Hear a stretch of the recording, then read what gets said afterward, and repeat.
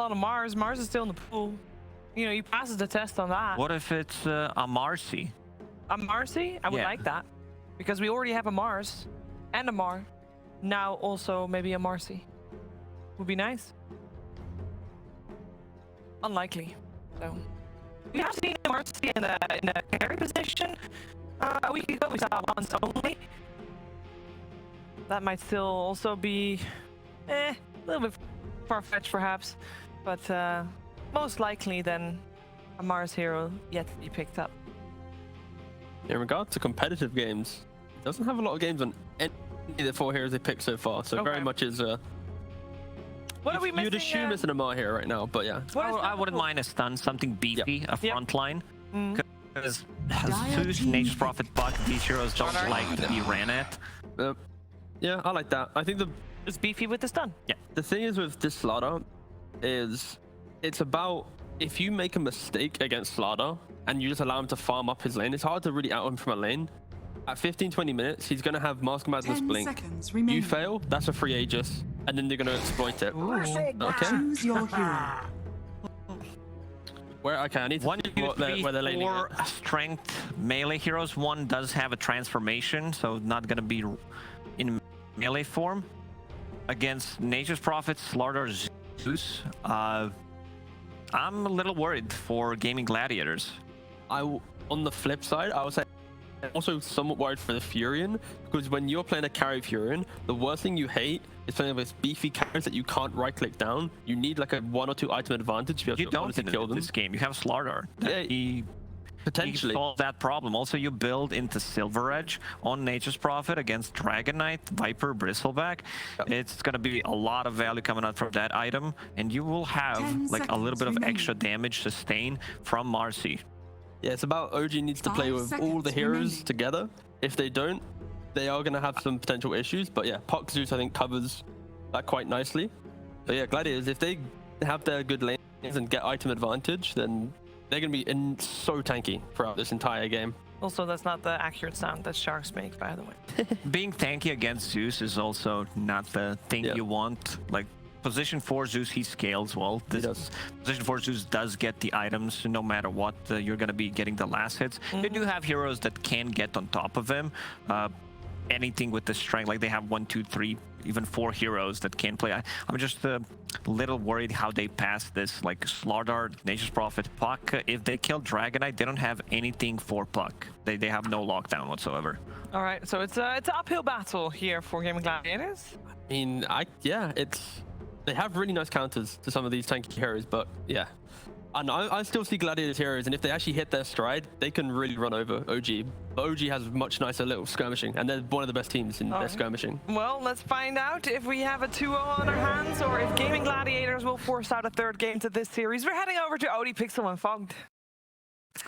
Thank you very much, and welcome, ladies and gentlemen. Game 2 ready to go here between OG and Gaming Gladiators. Fogged, what do you make of the 2 drafts this time round? A lot of bulk Gladiators, but definite ways for OG to do the same thing of their scaling, right? This triple core that they like to go for. I mean, I say triple quad core that they like to go for a lot of the time. So, yeah, lots of melee heroes that really rely a lot on the DK, right? To catch this puck. I think that could be one of the big issues, because we've seen so many times these pucks just actually take over a game when there's only one real element to one real element to actually stun them. We saw yesterday from Secret, in particular, how Nisha was able to just dominate the map. Even though he versus a DK, that was kind of only thing that he had to deal with, and he made so much space on the map. So let's see if the greed does work for OG, because I do see a world where Gaming Gladiators could just really take over this map. If they do hit an early item timing, they get an early Roche. There could be some damage issues for OG for this Nature's Prophet, but yeah, let's see how this all goes. And I've seen this a couple times now. There's a puck that goes in the mid lane. He places his ward on his left side there, near his small camp, for vision, and then they put a sentry to block the camp, and it actually gets both. It blocks the camp and it dewards it. So I've seen that one many times now, actually, that people just lose their ward super early. Sometimes you just want to get dewarded. Yeah, sometimes. And who did get the deward? The experience was split for what is the DK and the Bristle, it looks like. So, all right. How our lane's gonna look too. Ace playing in the off lane. Well, it looks like it'll be with a Tusk, but knowing Gaming Gladiators, they might move things around still. That lane could be problematic. Alk Tusk versus what looks to be a Marcy plus Nature's Prophet, I can see this Alk getting cut down pretty hard, so they're probably gonna have to do some creep manipulations, which is why you see Tofu, as usual, for the most part, starting boots on Tusk. So they'll start pulling some creeps very early on. And they do have this deep ward, which gives him a little bit of extra intelligence, a little bit of ease of access to be able to try to pull these creeps. And they're actually going to switch things up. So OG, they're instead going to even put the Slardar bottom to deal with the Alchemist to put pressure onto him. Cool. A little bit of a change up. And OG maybe even putting up a aggro tri-lane, it looks like, for themselves. See Misha really going for Celery here. Celery might just die. Very slow hero, 275 move speed. And with the slow of the heavy jump, they got him. First blood for Tiger. Smart for Tiger to go for the skill. Usually you don't see this taken level 1, but it is very strong level 1. 1.6 seconds slow. Marcy having a very good base attack time can stick on top of that. On top of that Viper. He even used the really cool kind of thing he did there too, is he jumped off of the, or he was gonna like wait to jump and pull him behind the treants to block him. So nice stuff. So they can do a lot of combos with these treants once he gets 2 on Misha. Tiger just harassing back the two of them here. Tofu and Ace, who are trying to get that round. Lots of creep manipulation going to be going on down here, even though we did see the lanes kind of switched up a little bit. Oh, Amar, he lost his range creep. Bottom. I mean, you don't have to look at it, but it's just kind of funny. I don't know why it did that. He had it perfect to be able to pull this like creep aggro behind the town. That actually makes a difference, because now it's not going to deny the whole wave. While in top, you do see that whole wave getting denied from Gaming Gladiators. Tiger's doing the right thing. As support, this is what you should do. You can test them behind there so that the XP doesn't get wasted. Well, the same thing you see Tofu trying to do. Yeah, it's a pretty big deal that that range creep de-aggroed, because now lane will shove into the Alchemist's favor. And Bristleback is in that matchup versus the Nature's Prophet, so it gets a little extra last hits versus Treants. Yeah, they're ready to get very aggressive top. Duracho and Celery both ready to play behind the tower here to grab the creeps. Intrigued why they decided to go for this lane setup rather than having the Slardar versus the Bristleback. I guess they wanted to have the Slardar shut down the Alchemist harder. That's why they put him in the matchup down there, but yeah, a bit curious. I mean, I imagine... Well, yeah, they're going to get on top of base under the tier 1. Yeah, I mean, they can, it's a melee hero, right? Melee versus Slardar is pretty disastrous usually. Can they go for Tofu as well? I guess a little hard with the tower hits coming in. Acid spray under tower. Okay, so I guess, yeah, that's probably the idea behind it, is just to be laning versus that Alk. You don't want him to be getting that early timing that we saw from 33 the other day, that super fast radiance from the off lane. Go!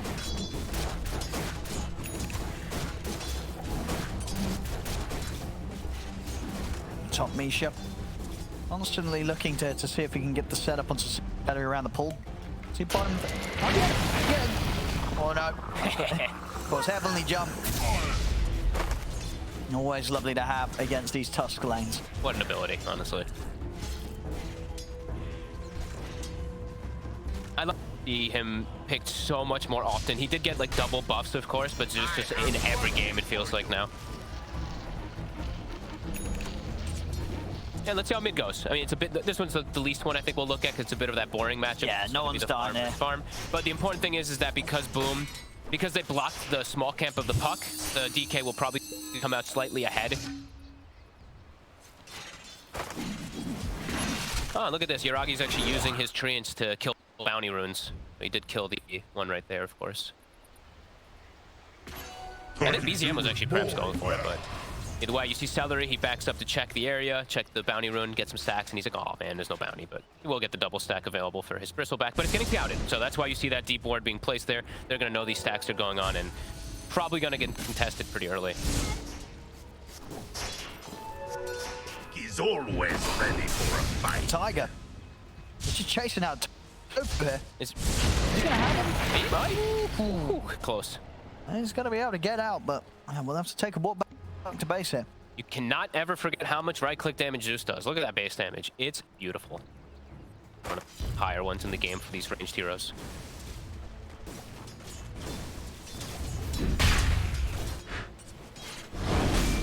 Mid lane. Just constant back and forth harassment. I mean, can they either start bringing any sort of supports in to try and look to get a kill here before the sixes? No, not really.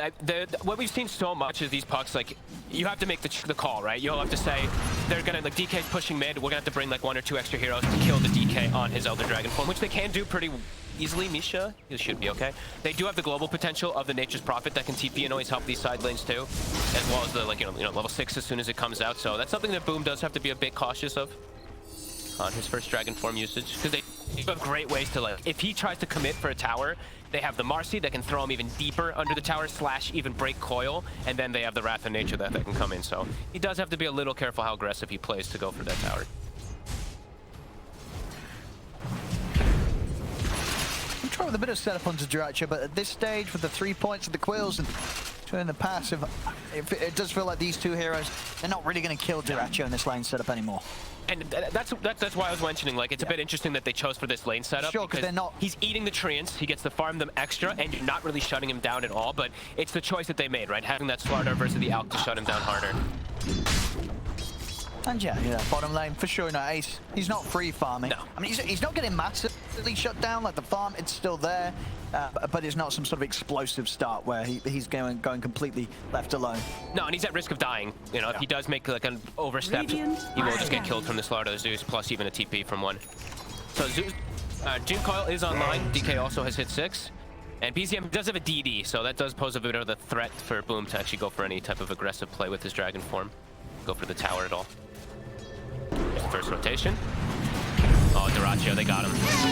Yeah, good setup there from Misha.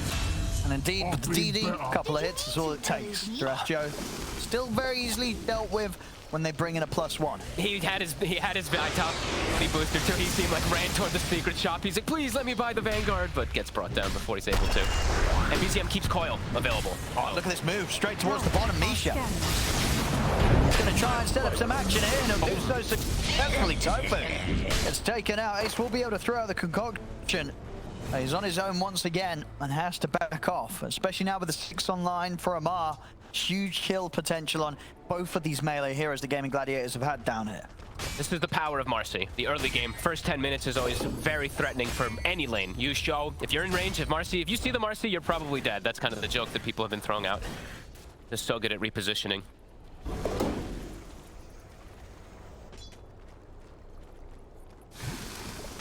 Looks like Tiger's gonna go scout some stacks if they do have it. They know that those are available now. I'm an Ace. Ace. They could just dive this man. He's gonna need TPs. See Celery head over. They'll punish Tiger for that. But they're very much gonna have to be completely prepared to get into bail Ace out. If Amar starts to poke under the tower. He's still sitting very low. Nature's Prophet about to hit 6 too. Ace does have to be a bit careful how he steps up in these next few moments. Misha continues to get aggressive wards down, scout things out. Can you get Courier? One-shots it. Nice play with the sidekick. Power Rune. Haste Rune will be denied away from the puck. That rotation for Celery actually works out pretty nicely bottom. He has his Urn done, so he gets an Urn charge, goes mid, kills the Rune, and now potentially might be able to set up for something else here. Keeping Ace topped off.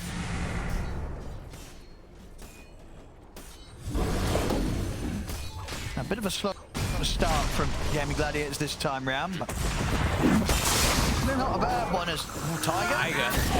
Pushing the limits, really, of this heavenly jump. He was pretty deep there, sort of surrounded by 3 heroes, but a nicely placed jump. He's back into the shadows, and they won't be able to find him. Celery knows that in the meanwhile, they're also stealing the stacks, so I think they're pretty happy about this. In the meanwhile, they know that he did place a ward down, the way the Tiger's playing. So you see the first ward, Sentry misses. Immediately second one is bought by Celery, but very good aggressive wards. OG, they're scouting out the stacks. They know the type of greed play that Gaming Gladiators is trying to play with the Bristle. And they're going for these invade plays early. See Amar there. Just straight in. Yeah, you can't come close to this Slardar. Mask of Madness done already. He will rip you to pieces with these bashes.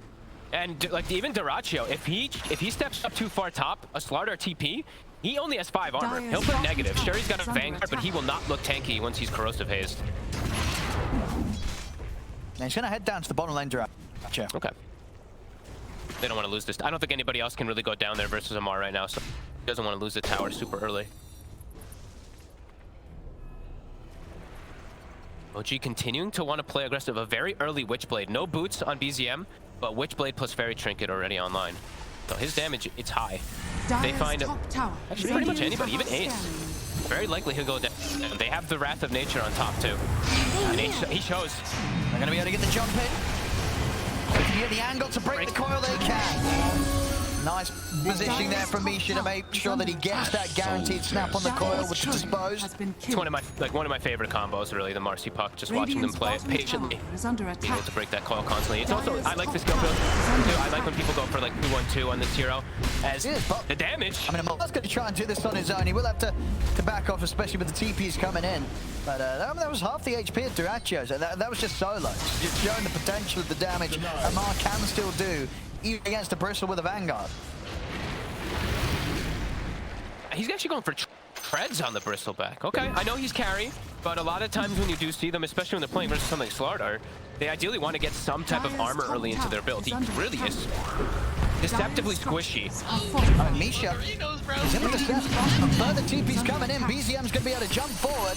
If they've got enough burst to bring him down, they certainly do. There's nowhere for him to run. BZM takes the kill. Oh, I was worried about this Puck getting an early start like this too. Even though he's looking at him at the top. It's only a DK. That's the only reliable stun that they have for him. Everything else he can disjoint pretty easily. The Tusk, the Alchemist, etc.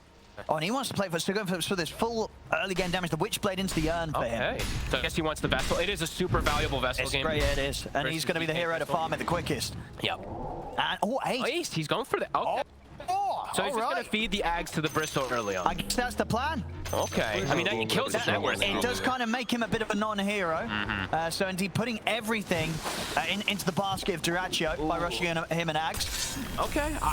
Oh, as you mentioned, OG, they're playing a greed style where they're going to have 3 scaling cores, and this kind of feels like Gaming Gladiators is going to put themselves into position of only having the Bristleback to rely on. And looking at the itemization, Yuragi, he's going for Deso. So we already mentioned it. He's going treads on Bristle. The armor's going to be low. DPS here, Deso NP plus a corrosive haze that's going to be high level because of how Amar's game is going. Seems like it could be some problems for Gaming Gladiators pretty quickly in this one. I mean, the question is going to be as well, do you think this was the plan here with the offlane Alchemist pick, or is this a reaction to how the game's going? It must have just been the plan. We thought even 33 would do it the other day. We did, you know, when he was playing with the Wyvern. Enemy Wyvern, right? Yeah, but he had such a good game that he was just like, I'm the carry now. So things do twitch up when you do have that good game. But well, we'll see if it works out. I mean, it will mean, of course, that Duracio's going to get an insanely fast Aghanims. Means he himself can go for this BKB after the Vanguard. He's still going to have no armor. That is still my biggest concern about the Treads build. Unless he finds some type of like armor item in particular, like a neutral item, he's still going to look fairly squishy, getting put negative. A Deso hit plus a corrosive haze. And as we said, Amar, he's having a very good game. So he'll hit level 12 early. So he'll have like minus 22 armor pretty early on.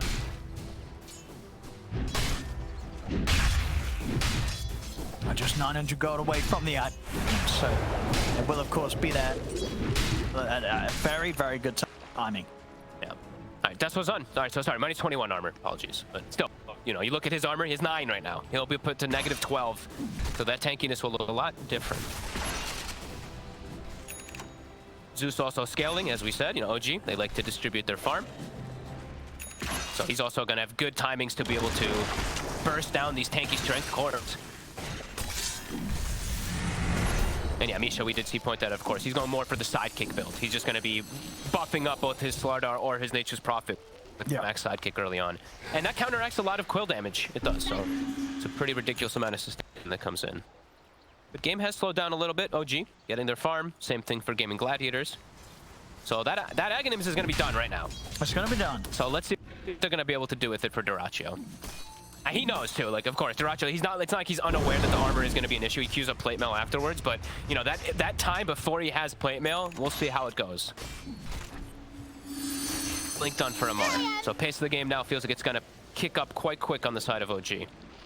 Now, I think so when you do this as like the offlane and Alchemist as Aces, after the Aghanims, you're buying one here for the Bristle, and then what you are going to see the normal items start to come out for Ace. He's going to go try and turn himself back into his own core. I wonder. I think he should get. I honestly feel like he should get something like a medallion at least, so that then he can like buff up his Bristle even more. Since the whole draft is going to be about Bristle, I want to go down that route.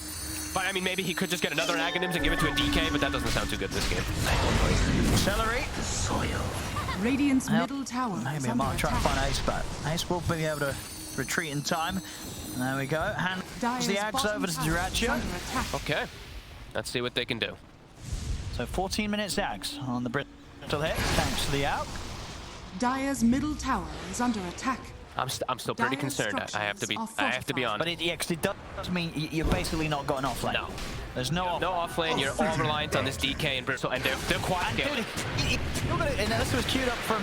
I think he's re-queued it up. He's got another axe queued up. Ace is just going to be farming axe this guy. Okay. Yeah, I said it's a possibility that he just gives the DK an agonist too, but Radiant's All right. bottom if the DK tower is playing into under this attack. high minus armor. So yeah, look at we have to see it in the math, of course. But that effective HP does not look nearly as high. 9-1 already. Dire are scanning. I almost feel like even he should buy the plate mill before finishing BKB at this point. They see him right now. The big investment here from Gaming Gladiators, isn't it? Oh God. Markets.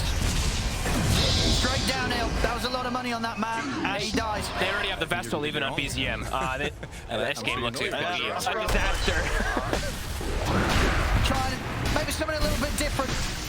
The old offlane out, rushing the axe, but it's getting punished. It's getting punished very heavily here. OG, they're just bringing the fight, and when you've only got 2 cores, essentially, you know, you still have to, you can present.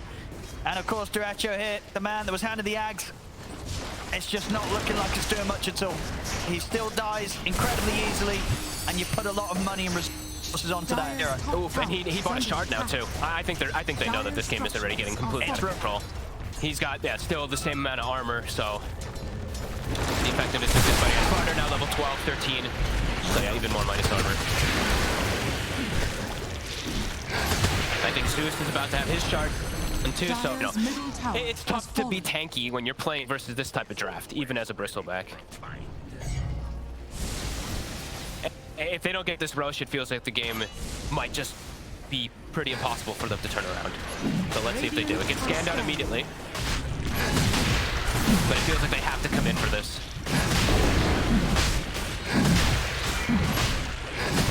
So are you going to do anything about this? They don't have.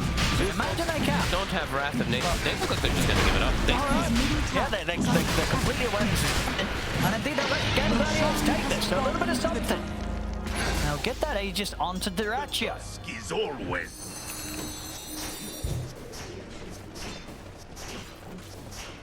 He's still okay. Ace is still going to be okay. Maybe he switched it up, but no, still just going to go for that. He wants those agonists. Okay. I want somebody to build someone to build a medallion or something. Right now I see the drums for Tofu. What do we have for Celery? Okay, Celery's going to be the one building medallion. Okay. I was hoping somebody did, because they do need a little bit of armor for this Bristle. Yeah, they got to buff him up. You know, if you're going to go for this sort of strat, you have to go all in on just protecting Duracho, keeping him alive. Is under attack. Dire's bottom tower is under attack.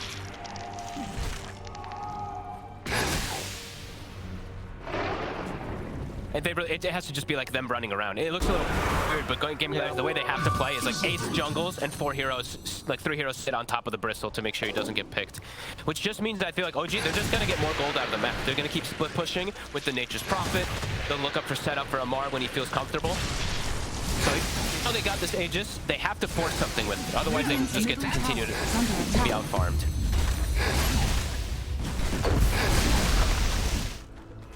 They're getting objectives out of this. They get Roche, they get the tier 1 mid. So OG giving them a bit of space, but I always feel like there's going to be some concern, you know. From they got the current with the plate mail. We'll be able to dive in, take out Tiger. Okay. Lamar killed our face.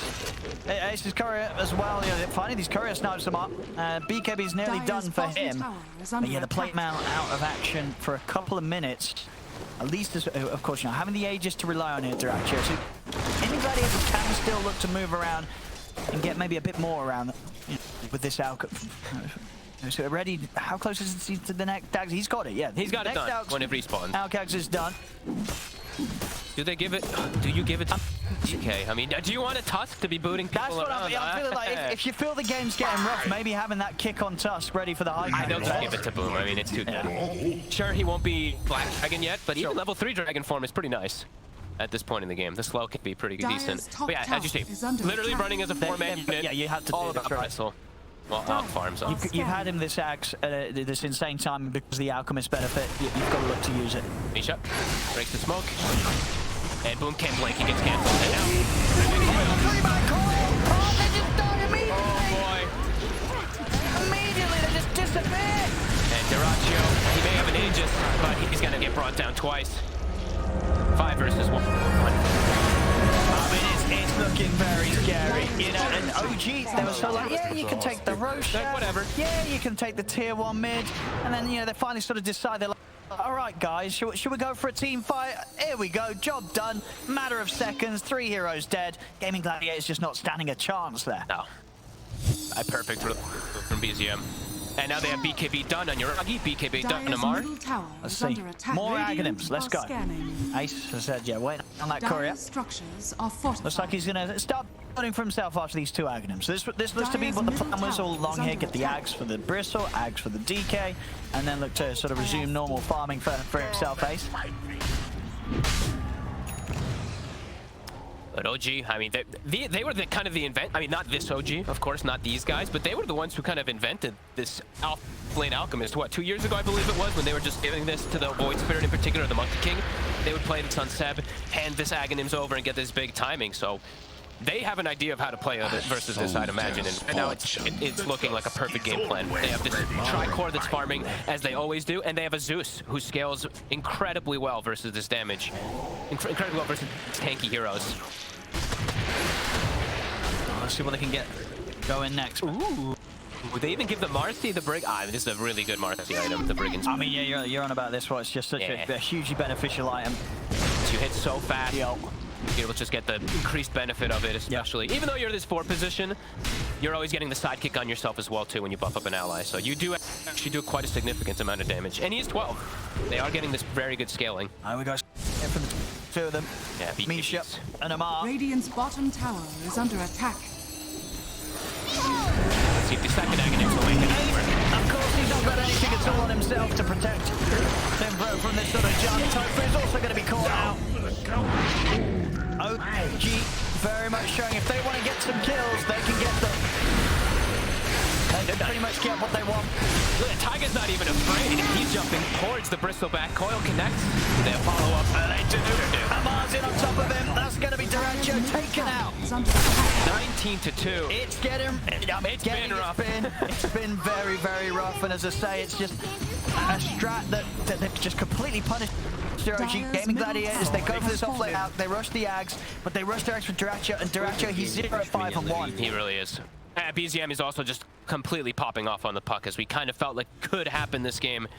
And Amar, you know, 6-0-10, they're all having a fantastic time on Slardar. Yeah. As I said, now a hero that we're seeing a lot of teams really play, but Amar, both of these games, having a great time on it. And it's had a huge impact. This sort of buff up with the minus physical armor, they can't survive through. No, and he's 18 now, so Corrosive Haze is already maxed out at 23 minutes at the game. That's so much damage. So he might have a plate mail, but yeah, he's still going to be negative armor. You know? He's got 23 armor, but with the Deso hit plus that, he's still just negated. And there's always static field also coming to, as we were mentioning, for the Zeus. And Spirit Vessel. I mean, they've itemized pretty much perfectly on the side of OG. Gaming Gladiators continue to just have to play as this 4-5 unit. Dire's top tower is under attack. They revealed themselves in mid. They used the fireball on the creep wave. OG, there you know exactly the positioning of them at the moment. Roots and run. They're gonna just stick together. Dire's top tower is under attack.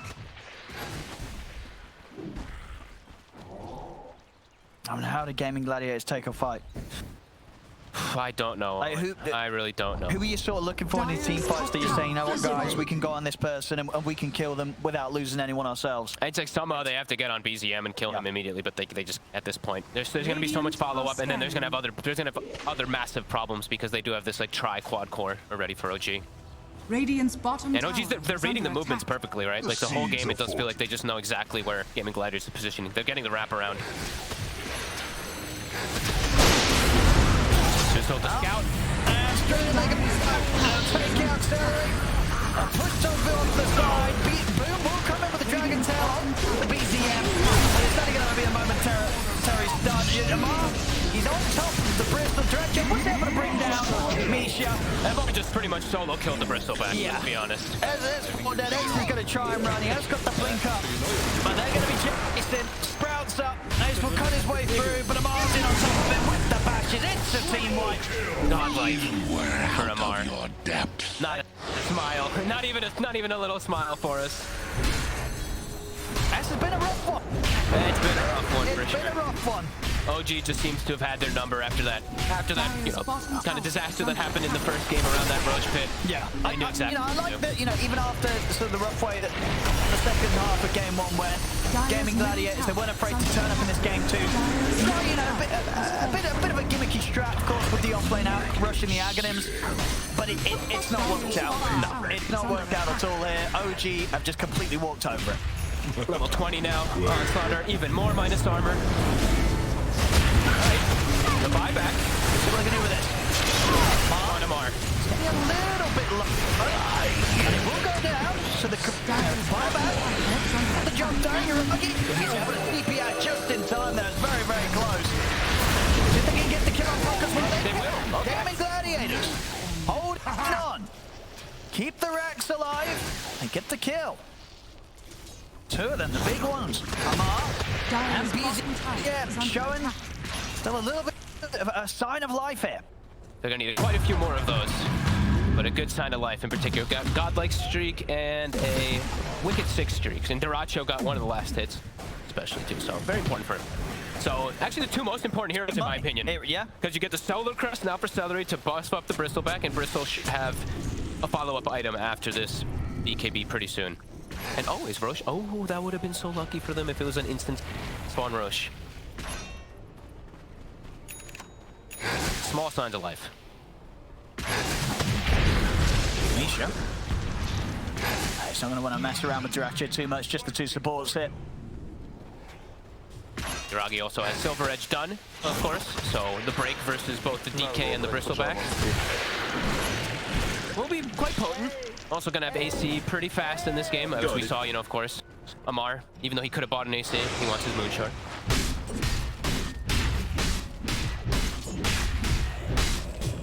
Gaming Gladiators, able to pull out that defense around the mid. See if they're able to go for anything aggressive, or if it's just going to be a case of waiting for OG to push once more. They have an Arcane Rune on the Bristle. And they're going to try and go. This could be something that allows him to maybe open up his damage.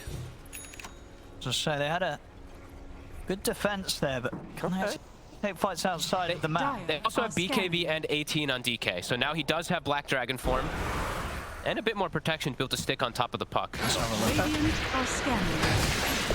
OG, they're smoked up themselves. The scam will catch Gaming Gladiators, so OG know exactly where to head.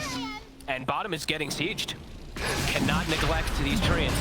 The greater treants are going to be able to take down this tower. They're going to try and force the Roche again, Gladiators. Under attack. It's coming down very quickly. They're getting lower. There's going to be the jump. They'll put the BKBs, but Amar just beat it down.